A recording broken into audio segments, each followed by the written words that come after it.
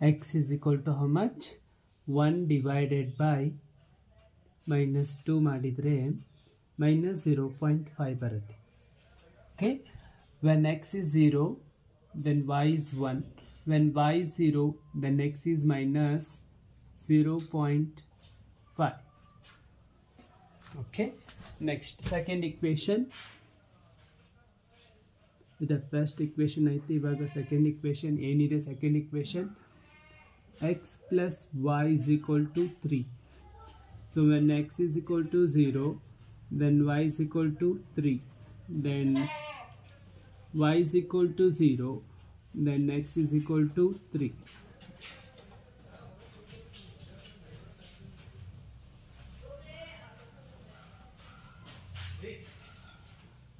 X comma y, when x is 0 y is 3, when y is 0 x is 3.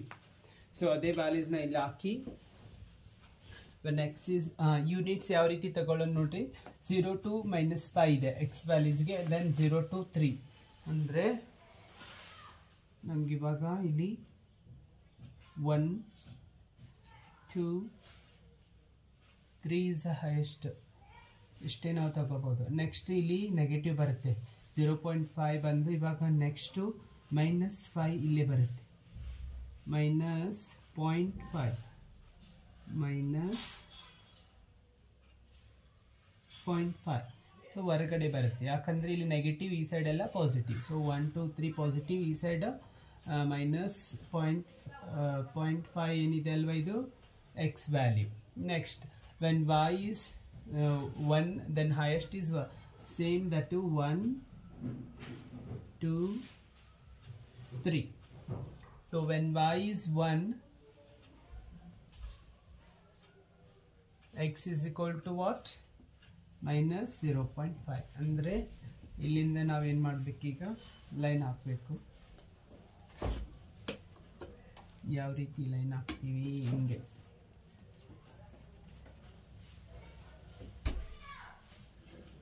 ಸರಿಯಾಗಿ ನೋಡ್ಕೊಳ್ಳಿ ಮಕ್ಕಳೇ.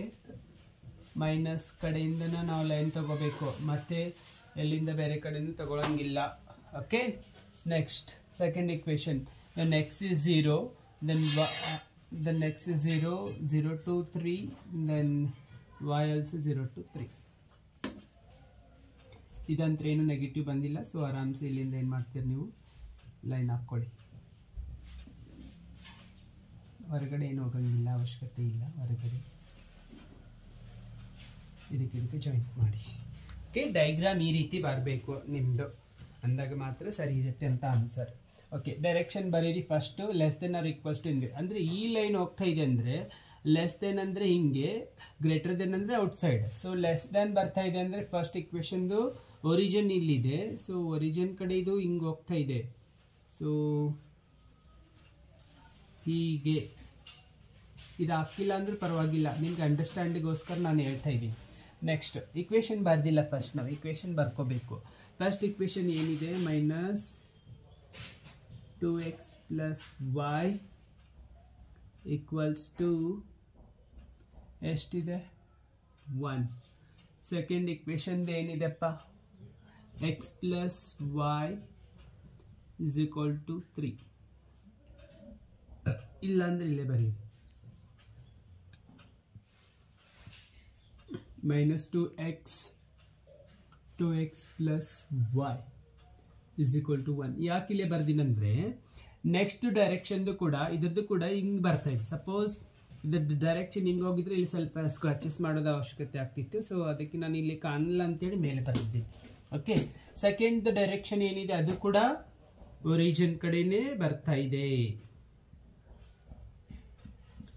So ನಮ್ಗೆ obviously ಇದು ಫೀಸಿಬಲ್ ರೀಸನ್ ಯಾವ್ದಾಗುತ್ತೆ ಇವಾಗ, ಈ ಏರಿಯಾ ಇದು ಏನು ಎರಡು ಬಂದು ಇಲ್ಲಿ ನಮಗೆ ಇದಾಗಿದ್ದಾವಲ್ಲ ಅಲ್ಲಿ. ಸೊ ಇದನ್ನ ನಾವು ತಗೊಳಂಗಿಲ್ಲ, ಯಾಕೆ ಹೇಳಿ, ಇಲ್ಲಿಗೆ ಲಾಸ್ಟ್, ಇಲ್ಲಿದೇನು ಅವಶ್ಯಕತೆ ಇಲ್ಲ ನಮಗೆ, ಒರಿಜಿನ್ ಇರೋದು ಮಾತ್ರ ಇಲ್ಲಿ.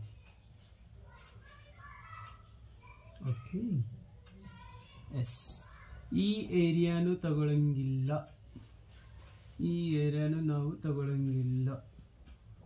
ಇವೆಲ್ಲ ಅಂಡರ್ಸ್ಟ್ಯಾಂಡಿಂಗ್ ಪರ್ಪಸ್ಗೋಸ್ಕರ ಬರೆದಿದ್ದೀನಿ, ಇವೆಲ್ಲ ತಗೋಬೇಕು. ಓಕೆ, ಈ ಏರಿಯಾನ ನಾವೇನು ಹೇಳ್ತೀವಿ, ಫೀಸಿಬಲ್ ರೀಜನ್. ಇವಾಗ ನಾವು ಕಾರ್ನರ್ ಪಾಯಿಂಟ್ಸ್ನ ಕಂಡುಹಿಡಿಬೇಕು. ಕಾರ್ನರ್ ಪಾಯಿಂಟ್ಸ್ ಇಲ್ಲಿಂದ ಇಲ್ಲಿ, ಇಲ್ಲಿಂದ ಇಲ್ಲಿ, ಇಲ್ಲಿಂದ ಇಲ್ಲಿ, ಇಲ್ಲಿ ಕಾಣಿಸ್ತಾ ಇದೆ ನೋಡಿ. ಓಕೆ, ಸೊ ನಾನು ಸ್ಟಾರ್ಟ್ ಮಾಡ್ತೀನಿ ಎಲ್ಲಿಂದ, ಇಲ್ಲಿಂದ. ಇದು ಬಂದ್ಬಿಟ್ಟು ಎ, ಇದು ಬಂದ್ಬಿಟ್ಟು ಬಿ, ಇದು ಬಂದ್ಬಿಟ್ಟು ಸಿ, ದೆನ್ ಇದು ಬಂದ್ಬಿಟ್ಟು ಓ. 4 ಕಾರ್ನರ್ ಪಾಯಿಂಟ್ಸ್ ಇದಾವೆ ಇಲ್ಲಿ. 4 ಕಾರ್ನರ್ ಪಾಯಿಂಟ್ ಸೊಲ್ಯೂಷನ್ ಬರೀರಿ. Corner points z is equal to x plus y.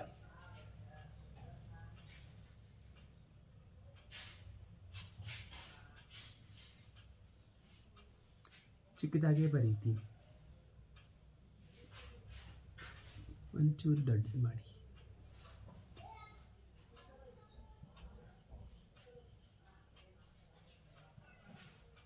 Okay,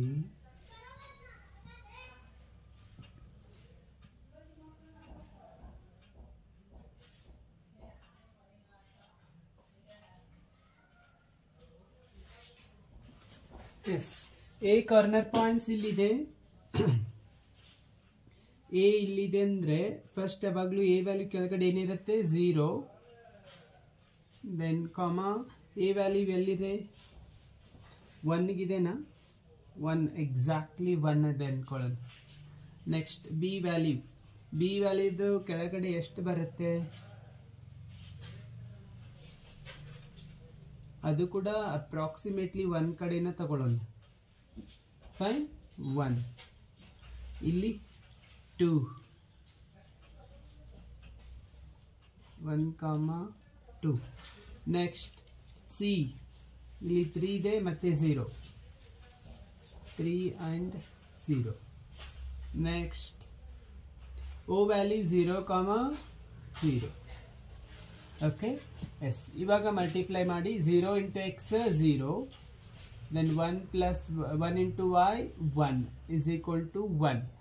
1 into x 1, 2 into y 2 is equal to 3. 3 into x 3 plus 0 into y 0 is equal to 3. 0 plus 0 is equal to 0. ಇವಾಗ ನೋಡ್ರಿ, maximum ಕಂಡುಹಿಡಿಯಿರಿ ಅಂತ ಹೇಳಿದ್ದಾರೆ, ಹೌದಾ? Maximum solution ಕಂಡುಹಿಡಿಯಿರಿ, maximisation of the problem ಅಲ್ಲಿ ಕಂಡುಹಿಡಿಯಿರಿ ಅಂತ ಹೇಳಿದ್ದಾರೆ. ಇದರಲ್ಲಿ ಯಾವ್ದು ಮ್ಯಾಕ್ಸಿಮಮ್ ಇದೆ ಅದನ್ನ ತಗೊಂಡಾಗ ಅದರಲ್ಲಿ ಯಾವ್ದನ್ನ 1 ಬಂದ್ರೆ ಏನಂತ ಹೇಳ್ತೀವಿ, ಯಾವ ಸೊಲ್ಯೂಷನ್ ಅಂತ ಹೇಳ್ತೀವಿ ನಾವು, ಯೂನಿಕ್ ಆಪ್ಟಿಮಲ್ ಸೊಲ್ಯೂಷನ್ ಅಂತ ಹೇಳ್ತೀವಿ. ಕರೆಕ್ಟಾ?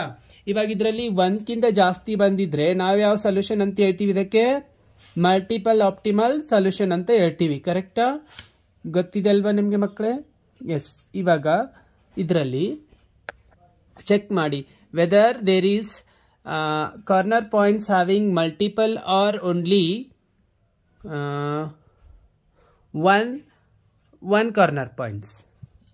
We are finding or we are observing there 2 maximum values having a corner points. One is 3, option B, corner point B, and corner point C is having same value. So if same values are coming, then we are going to say it as which one? Multiple optimal solution. Okay, student? Yes. If 2 value we are observing from the corner points among all the feasible region values, if we find the 2 same types of a value, then it is going to be considered as which type of solution? Multiple optimal solution. Okay, there is a multiple optimal solution values. B corner points having 1, 2, then C corner point having 3, 0. Value for B is how much? 1 plus 2 is equal to 3.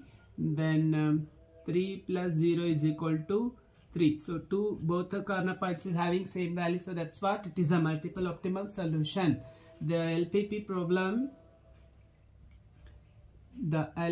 problem has multiple optimal solution. Okay, feasible solution, multiple optimal solution it is. So this is second type of solution on LPP. So we'll see other type of solution problems in the next class. Thank you.